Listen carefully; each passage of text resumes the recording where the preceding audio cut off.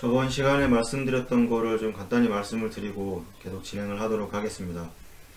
그 히모다일루션 관련돼서 이제 임상적인 영향을 보면 이 최초 CPB 시작 시에 이제 퍼퓨전 프레셔를 현저하게 떨어뜨릴 수가 있습니다. 그거는 히모다일루션이 가장 크게 작용을 하고, 동물 실험에서 이제 히모다일루션이 이제 비너스 리턴을 수동적으로 증가를 시키게 됩니다. 펌프 플로우에 따라서 그 펌프 플로우에 따른 이제 모세혈관을 지나서 특히 스몰 베슬, 이 포스트 캐필라리 베뉴얼의 플로우를 확연하게 증가를 시켜서 비너스 리턴을 증가시킨다는 그 보고가 있었고, 인간에게도 이런 현상이 나타난다고 보고를 하였습니다. 그래서 이 세레브랄 블러드 플로우는 이 바이패스 전보다 히모다일루션으로 인해서 50에서 많게는 300%까지 증가를 시킨다.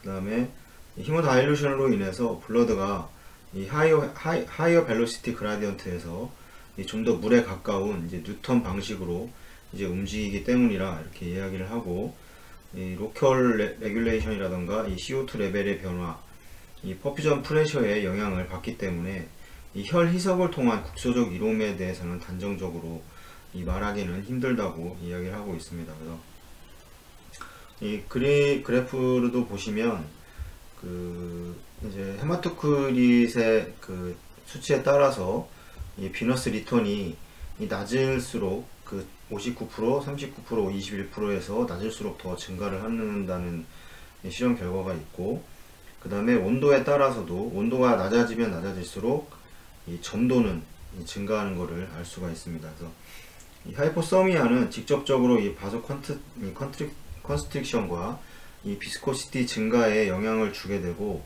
이제 플로우를 감소를 시킬 수가 있습니다.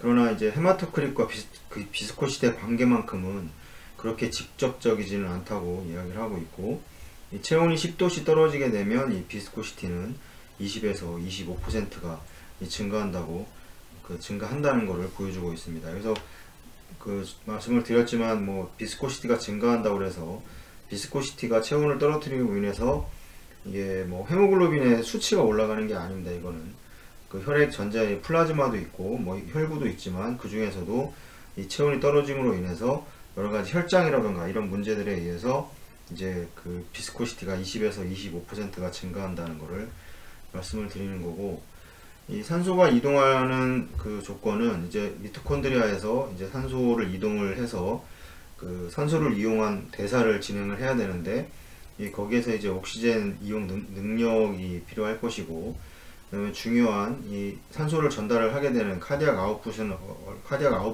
의해서도 조절이 되어지고, 그다음에 중요한 산소를 가장 우리 몸에서 산소를 가장 많이 전달을 하게 되는 헤모글로빈 또는 이제 헤마토크리트의 그의 수치에 따라서 당연히 이제 산소의 이동이 중요해질 겁니다. 그래서 그다음에 이 헤모글로빈과 헤마토크릿, 그다음에 카디악 아웃풋으로 인해서 이 조직에서의 퍼퓨전은 얼마나 용이하게 이루어지는가, 그다음에 이제 티슈가 이제 옥시젠을 어떻게 하면 끌어내는 능력, 이런 부분에 대한 건데, 이 부분은 옥시젠이 이제 해리가 잘 되느냐 안 되느냐 이런 조건에 따라서 그거는 달라지게 됩니다. 그래서 보시면 이 조직은 상대적으로 온도가 뒤에서 말씀을 다시 드리도록 하겠습니다.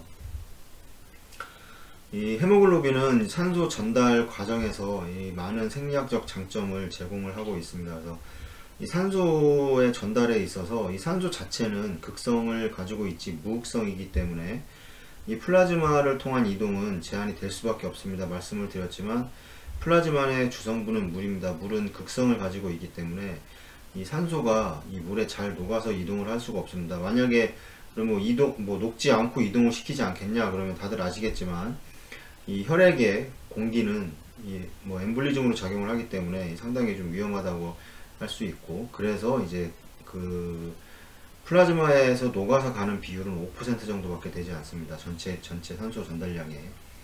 그래서 이 헤모글로빈 분자와 이제 결합하는 것이 상대적으로 많은 양의 산소를 이제 티슈에 전달을 할 수가 있습니다.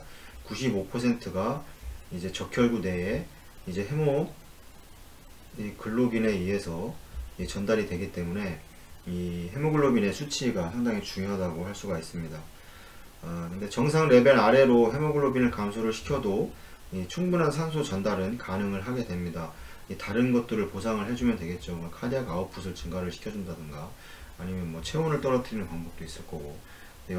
그래도 어느 정도 이하로 떨어지더라도 이 조직에 산소를 전달하는 데는 큰 무리가 없다.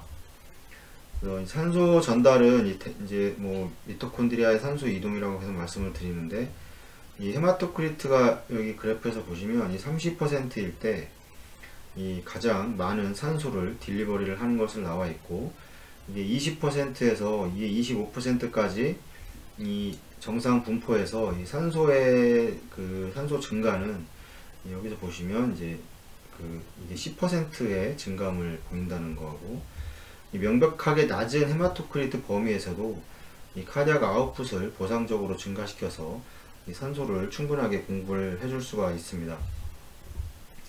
이 카디악 아웃풋의 증가가 없는 이 헤마토크릿의 감소는 이 옥시젠 딜리버리 감소를 가져오게 되고, 하지만 임상적으로는 견딜만 하다고 하지만 이게 견딜만 하다는 거지, 이게 오래 지속이 된다고 했을 때는 이제 어떤 문제가, 계속 말씀을 드렸던 이 대사 과정에서 이제 문제가 발생을 하게 됩니다. 이 환자의 안전을 위한 보상 작용 없이 이제 감소시킬 수 있는 헤모글로빈의 최소 수치는 정확하게 알 수가 없습니다. 그래서 예전 말씀을 드렸던 것 같은데, 이제 콜롬비아 대학에서 무혈 수술을 진행을 하기 위해서 이 여자와 이 남자의 최저 헤모글로빈은 헤마토크리트를 얼마로 유지를 할 거냐, 이걸 했었는데, 지금 제가 수치가 기억이 가물가물한데, 남자는 16%였던 것 같고 여자는 18%였던 것 같습니다. 이래서 최소로 이 정도도 견딜만 하더라, 이렇게 해서 논문이 나온 거를 봤는데, 그래서 이걸 이용을 해서 이제 전에 있던 병원에서도 무혈 수술을 진행을 했었는데, 실제로는 이렇게까지 일시적으로 떨어지기는 하지만 다시 뭐 히모필트레이션이라던가 여러 가지 방법을 사용을 해서 20% 이상을 항상 유지를 하려고 노력을 했습니다. 최소 19% 이상을 유지를 하려고 노력을 했고, 이게 정말 체외순환 과정에서 어떤 문제가 발생을 하거나 이런 문제가 생겼다 그러면 바로 보고를 해서 이 혈액을 주입을 하고 이런 과정을 거쳤었는데, 그때 이제 95% 정도의 95%의 수술 성공률을 보였던 논문을 작성을 했었는데, 그때도 이제 최소의 헤모글로빈 수치는 알 수가 없다. 하지만 이렇게 하긴 하지만 그래도 상당히 위험하기 때문에 어느 정도 적정선은 지켜야 된다고 생각을 합니다. 그래서 산소가 조직에 잘 전달이 되기 위해서는 산소의 이용 능력이라던가 아니면 카디악 아웃풋도 중요하게 되고, 그 다음에 이 티슈에서의 이 산소를 어떻게 그럼 잘 가져갈 것인가인데, 그 중에 이제 우리가 폐 부분과 그 다음에 이제 조직에서의 상태를 살펴보면, 폐 부분은 상대적으로 대기와 접촉해 있기 때문에 이 온도가 낮게 됩니다. 그렇게 해서 폐 부분에서는 이제 산소가 잘 공급이 되는 과정이 되는 거고, 조직은 상대적으로 온도가 폐 부분보다는 높습니다. 그래서 조직에서는 온도가 상승되어 있기 때문에 이 산소가 여기는 포화 상태가 잘 되는 부분이고, 조직에서는 이제 해리가 잘 되는 상태가 됩니다. 이 그래프로만 비교를 해보면 조직 부분에서는 이 오른쪽으로 시프팅이 되게 되어 있습니다. 이 그래프가. 그때는 이제 보시면 오른쪽으로 가면 갈수록 어떤 증상이냐면, 이건 산소 해리 곡선인데 이 산소 분압에 따른 헤모글로빈 이제 세츄레이션을 보고, 이제 만약에 디크리스트 어피니티가 되는 겁니다. 그러니까 친화력이 감소를 하는 겁니다. 그래서 온도가 상승을 한다거나 이 CO2의 레벨이 높다거나 폐하가 떨어져 있을 경우, 이게 딱 거의 조직에서의 상태죠. 온도가 상승되어 있고, 당연히 세포의 미토콘드리아에서 이 O2를 이용을 해서 그 다음에 호흡을 하기 때문에 당연히 CO2가 많이 발생을 하게 되고, 이 조직 부근에서는 CO2가 훨씬 많게 됩니다. 헤모글로빈의 이 조직 부근에서의 혈액 자체가 이 정맥 부근에서 까만 이유도 이 조직에서 CO2 상태가 훨씬 많기 때문에, 말씀을 드렸지만 이 헤모글로빈은 펩타이드가 4개가 있다고 말씀을 드렸는데, 여기에 그 결합할 수 있는 가스는 다 여러 가지가 다 결합할 수가 있습니다. O2가 결합할 수가 있고, 그 다음에 CO2가 결합을 할 수가 있고, 그 다음에 수소이온이 결합을 할 수가 있습니다. 이거의 결합은 경쟁적으로 결합을 하게 된다고 말씀을 드렸는데, 경쟁적이라 함은 이 헤모글로빈 주변에 이 세 개 중에 어떤 게 더 많냐에 따라서 이 펩타이드의 그 가스가 결합이 되게 되는 겁니다. 말씀드린 폐 부분에서는 온도가 낮고, 여기 보시면 이제 온도가 낮죠. 그 온도가 낮고, 그 다음에 CO2 자체가 낮아지게 됩니다. 그 다음에 그 친화력이 이제 온도가 낮고, 이제 폐에서는 산소의 분자가, 공기 중에 산소의 분자가 폐로 넘어오기 때문에 그 헤모글로빈 주변에 산소의 양이 많기 때문에, 당연히 CO2의 양보다 산소의 양이 많기 때문에 이 펩타이드에 이제 산소가 결합을 하게 되는 거고, 조직 부근으로 와서는 이제 이런 상태이기 때문에 이제 산소가 떨어져 나가는 그 원리도 이 조직 부근에 도달을 해서, 이 조직 부근에 CO2가 많기 때문에 그 혈관 근처에 그 헤모글로빈에 결합되어 있던 그 산소가 이 CO2에 의해서 다 그 부딪혀 가지고 분리가 되게 됩니다. 그 분리된 O2는 조직으로 이동을 하게 되고, 나머지 CO2가 헤모글로빈에 결합을 하게 되는데, 그 일반적으로 그 헤모글로빈에는 산소만 결합한다고 생각하시는, 이렇게 착각을 하시는 분들이 계시는데, 산소만 결합하는 게 아니고 CO2, 그 다음에 수소 이온도 마찬가지로 결합을 해서 경쟁적으로 결합을 한다고 그 이해를 하셨으면 좋겠습니다. 그래서 이 정맥혈에서는 정맥혈이 그 검붉은색을 동맥에 비해서 정맥이 더 검붉은색을 이루는 이유는, 이 산소 이게 뭐 CO2 그 산소가 하나 떨어져 나오고 나머지는 CO2가 더 많이 붙어서 오기 때문에, 그래서 색깔이 그 동맥에 비해서 약간 어두운 색을 띠는 겁니다. 그래서 거기에는 당연히 헤모글로빈 적혈구 내에서 헤모글로빈에 CO2도 결합을 하고 수소도 결합을 시켜서 그 폐까지 이동을 해서 다시 이제 그 교환을 통해서 동맥에 산소를 공급을 해서 계속 지속적인 순환을 이루게 됩니다. 그러니까 이 빈혈 상태, 이제 헤마토크리트 낮은 상태에서의 이제 산소의 전달은 이 하트레이트와 이제 스트록 볼륨을 증가를 시켜서 보상을 하게 됩니다. 당연히 이제 가지고 있는 헤모글로빈, 산소를 가장 많이 전달하는 헤모글로빈 자체가 줄어 있기 때문에 그 양이 정상 이하로 되어 있기 때문에, 당연히 이제 그 속도를, 카디악 아웃풋을 늘리고 하트레이트를 늘려서 이 조직에 전달하는 그 횟수를 많게 해주는 겁니다. 그러니까 티슈에서 이제 옥시젠의 이제 익스트랙션은 이제 헤모글로빈과 옥시젠의 친화력을 이제 떨어뜨리게 돼서 이제 그 조직에 산소를 공급을 하게 되고, 이렇게 되면 헤모글로빈이 부족하기 때문에 오히려 그 정맥에서의 SbO2는 더 떨어질 수도 있습니다. 왜냐하면 조직의 산소량을 더 많이 가져가기 때문에. 임상적으로 잘 이제 보상되던 환자도 이 메타볼릭 디맨드가 증가되면 이제 제대로 보상이 되지 않습니다.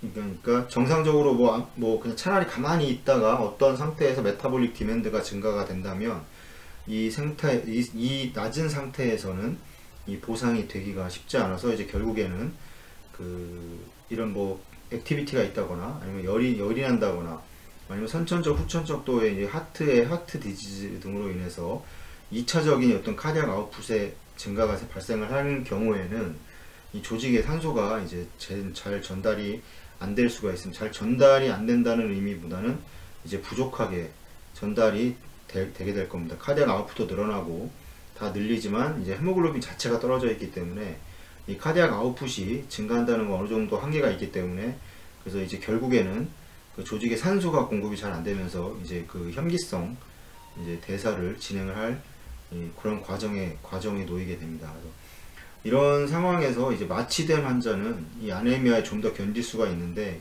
이런 이유는 왜 그러냐면, 어떤 액티비티라던가 이런 것들은 다 이제 근육의 활동인데, 이 마취를 진행을 함으로 인해 가지고 이 근육의 수축과 이완을 완전히 없앨 수가 있습니다. 그래서 이 전체 그 바디 옥시젠 컨섬션 감소를 일으키게 되고, 약 15%에서 20%까지 감소를 시키게 되는데, 이거는 이제 마이오카디알 옥시젠 컨섬션을 줄이기 때문입니다. 이 상태가 모든 온몸의 근육이 다 이완이 되게 되죠. 약을 이용을 해서. 그 다음에 당연히 이 호흡 근육도 이완이 되게 됩니다. 그래서 이 벤틸레이터 이 삽관을 해서 벤틸레이터 이 기계를 이용을 해서 호흡을 자동적으로 시키는 거고, 그래서 모든 근육들이 이완이 되기 때문에 이 전체적인 그 바디의 그 산소 소모량이 감소를 하게 되고, 그래서 이제 마이오카디알에서의 옥시젠 컨섬션을 줄일 수가 있습니다. 그래서 이 저체온 상태에서는 이 티슈에 이용되는 산소를 감소시키기 위한 이제 중요한 임상적인 이제 방법입니다. 저체온으로 인한 시버링과 같이 그 정상 체온을 유지하고 하는 이런 보상작용을 이 마취와 이제 근육 이완제를 이용해서 막아주게 됩니다. 그래서 심장 수술 과정에서 이 히모다일루션이 너무 심하게 된 과정이라던가 여러가지 히모다일루션이 물론 장점도 많고 여러가지 지금 항상 루틴으로 사용되는 방법이지만 이게 너무 수치가 낮거나 너무 과도하게 되었을 때는 이제 또 여러가지 문제가 발생을 하게 되고, 제일 중요한 거는 이제 조직의 산소 전달이 부족할 수가 있습니다. 그래서 이 조직의 산소 전달을 부족한 산소 전달을 맞춰주기 위해서는 체온을 낮춰주거나 이 히모다일루션으로 해서 이제 히모글로빈 자체가 줄어 있는 상태에서는, 아니면 이제 마취과에서의 이 마취 상태로만으로도 이 15%에서 20%의 이 산소 소모량을 줄일 수가 있기 때문에 그 체외순환을 이용하기 위한 이 히모다일루션에서 이 중요한 부분이라고 할 수 있습니다. 그래서 근데 에코마는 좀 다릅니다. 에코마는 이게 CPB와 에코마를 또 비교를 해야 될 텐데, 이거는 지금 에크모도 같이 지금 진행을 하고 있기 때문에 이 부분에 대해서는 따로 또 말씀을 드리도록 하겠습니다. 네, 오늘은 여기까지 하고 다음에는 이제 CPB와 관련된 이런 히모다일루션 이런 거 관련된 이런 컴플리케이션 관련돼서 말씀을 드리도록 하겠습니다. 시청해주셔서 감사합니다.